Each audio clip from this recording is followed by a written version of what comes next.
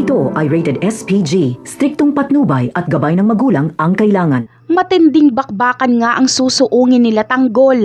Kahit gaano pa sila karami ay mahihirapan pa rin sila dahil hindi basta-basta kalaban ng mga Aprikano. Malalagay pa nga sa alanganin ng buhay ni Senyor Pakundo dahil makukorner siya ng mga kalaban. Dito ay magpapakitang gilas si Tanggol dahil siya ang makakapagligtas kay Senyor Pakundo. Kaya hahangaan ang gusto ni Senyor Pakundo ang husay ni Tanggol sa pakikipaglaban. Utang niya kay Tanggol ang kanyang buhay. Dito na magtitiwala ng husto si Pakundo kay Tanggol at pahawakin niya si Tanggol ng malalaking transaksyon.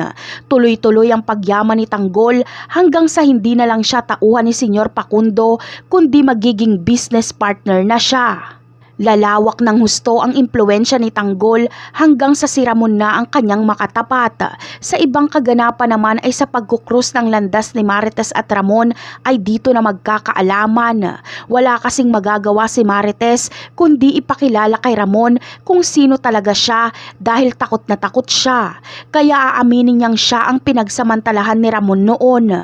Mapagtatanto naman ni Ramon na ang kaharap niyang babae ay ang babaeng pinunlaan niya ng binhi noon na nanay ng anak niya ngayon. Kaya naman hindi sasayangin ni Ramon ang pagkakataong ito na itanong kay Marites kung totoo bang si Tanggol ang nasa larawan na ipapakita ni Ramon. Magtataka si Marites kung bakit may larawan ni David si Ramon at sasabihin niyang hindi ito si Tanggol kundi si David ito. Hindi ito ang kanyang panganay. Kaya malilinawan na si Ramon sa katotohanan. Ang tanging problema niya na lang ay kung saan mahahanap ang tunay na Tanggol. Sa pag-uwi ni Ramon sa mansyon ay siguradong katapusan na ni David. Kaya abangan na lang natin ang mga kaganapan na ito. Bye!